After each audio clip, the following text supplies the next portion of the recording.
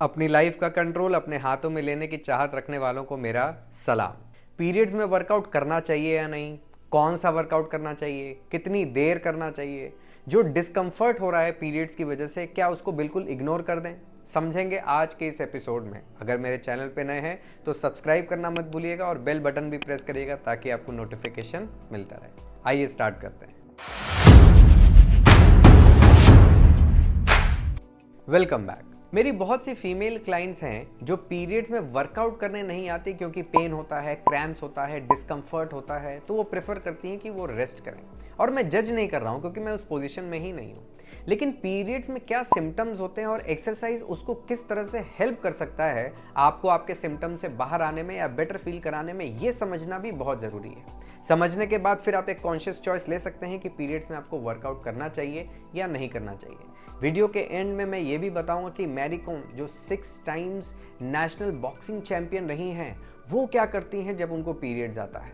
तो लास्ट तक वीडियो जरूर देखिएगा। आइए स्टार्ट करते हैं। सबसे पहले पीरियड्स के सिम्टम्स क्यों होते हैं वो समझने में। पीरियड्स में 4 कॉमन सिम्टम्स होते हैं: pain, cramps, bloating and mood swings. Pain क्यों होता है? यूट्राइन कॉन्ट्रैक्शन की वजह से, जो कि ब्लड को बाहर पुश करने में हेल्प करता है। इसी के लिए बॉडी में एक हार्मोन रिलीज होता है जिसका नाम है प्रोस्टाग्लैंडिन, जो यूट्राइन कॉन्ट्रैक्शन को और ज्यादा मजबूत करता है और यही कॉन्ट्रैक्शन आपके लिए पेनफुल होता है। इसी कॉन्ट्रैक्शन में मसल्स का यूज होता है। उन मसल्स को अगर प्रॉपर ब्लड ना मिले तो आपको क्रैम्प्स आते हैं, क्योंकि मसल्स को कॉन्ट्रैक्ट और रिलैक्स करने में ऑक्सीजन का बहुत बड़ा रोल होता है और ये ऑक्सीजन ब्लड के थ्रू उन मसल्स को मिल रहा होता है। और अगर ब्लड का फ्लो कम हो या स्लो हो तो क्रैम्प्स भी आते हैं। ब्लोटिंग क्यों होती है? ये सारा का सारा मेंस्ट्रुअल साइकिल जो है एक इन्फ्लेमेटरी प्रोसेस है। इन्फ्लेमेशन में बॉडी में वाटर रिटेंशन होता है, जिसकी वजह से आपको बहुत ज़्यादा ब्लोटेड फील होता है। और मूड स्विंग्स, आपको घर का काम है,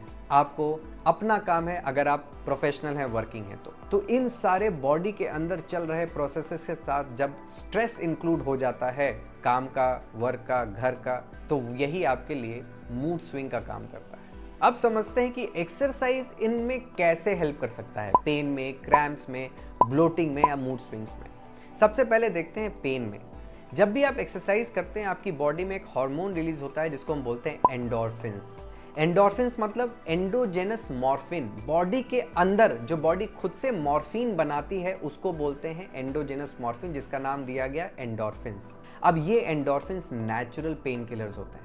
तो जब भी आप वर्कआउट करेंगे, ऑलरेडी आप डिस्कम्फर्ट में हैं, आपको पेन हो रहा है, लेकिन उसके बावजूद जब आप वर्कआउट करेंगे तो इसी पेन में आपको काफ़ी रिलीफ मिलेगा।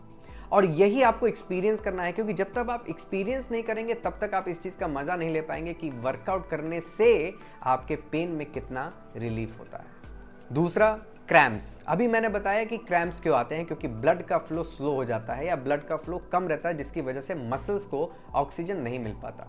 जब आप वर्कआउट करते हैं तो आपके ब्लड में काफ़ी अच्छा फ्लो मेंटेन हो जाता है, ब्लड फ्लो बहुत बेटर हो जाता है, जिसकी वजह से सिर्फ यूट्राइन मसल्स को ही नहीं, बॉडी के हर पार्ट को, हर मसल्स को प्रॉपर ऑक्सीजन मिल रहा होता है, प्रॉपर न्यूट्रिशन मिल रहा होता है। तो क्रैम्प्स में भी काफ़ी फायदा मिलता है जब आप वर्कआउट करते हैं। तीसरा, ब्लोटिंग।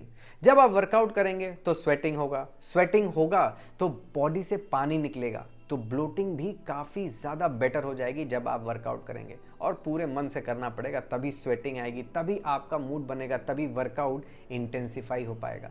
जब आप वर्कआउट करते हैं तो कुछ अचीवमेंट का एहसास होता है, आपको लगता है हाँ, इतने डिस्कम्फर्ट के बाद भी आपने वर्कआउट किया, क्योंकि वर्कआउट करना सबका गोल रहता है, सबको लगता है वर्कआउट करना चाहिए। और जब मिस होता है तो बड़ा गिल्ट फीलिंग होता है, और ये गिल्ट फीलिंग आपके ऑलरेडी बॉडी के अंदर चल रहे प्रोसेसेस में ऐड हो जाता है। तो जब आप वर्कआउट करेंगे तो अचीवमेंट का एहसास होगा, बॉडी में happy hormones, dopamine, oxytocin, endorphins, ये सब रिलीज होते हैं जो आपके मूड को काफ़ी बेटर बना देते हैं। तो ये था साइंटिफिक रीजन कि एक्सरसाइज किस तरह से आपके पीरियड्स के सिम्टम्स को सप्रेस कर देता है और आपको उससे बाहर निकाल देता है। अगर आप पीरियड्स के सिम्टम्स से बाहर निकल आते हैं तो आपका फोकस आपके काम के लिए बढ़ जाएगा। आप कुछ भी काम कर रहे हो, आप घर का काम कर रहे हो, आप बाहर का काम कर रहे हो, आप कुछ भी काम कर रहे हो, उसमें आपका फोकस बढ़ जाता है। जब फोकस बढ़ जाता है तो आपको पता भी नहीं चलता कि आपकी बॉडी के अंदर कुछ चल रहा है।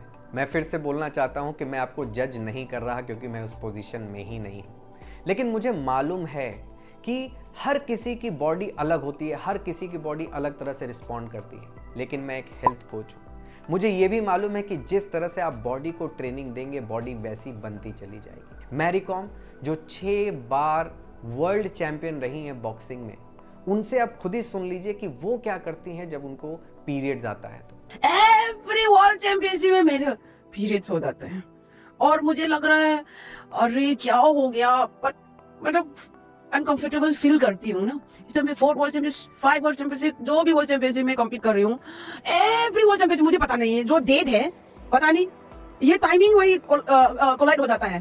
फिर क्या हुआ, बहुत स्ट्रेन आता है एंड आपको स्ट्रेंथ मिलती थी? बहुत स्ट्रेन, डबल। मैं नॉर्मल पहले पीरियड्स में बॉक्सिंग कंपटीशन, वो भी नेशनल इंटरनेशनल लेवल का, क्यों और कैसे?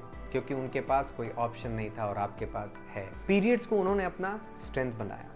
और मैं फिर से जज नहीं कर रहा हूँ, लेकिन मुझे ये मालूम है कि ये आपकी बॉडी है। आप जैसे उसको ट्रेनिंग दोगे ना, वैसे वो आपकी बॉडी आपके लिए काम करने लग जाएगी। पीरियड्स में वर्कआउट करिए, कोई ऑप्शन नहीं है ये सोच के वर्कआउट करिए, कुछ भी हो जाए वर्कआउट करिए।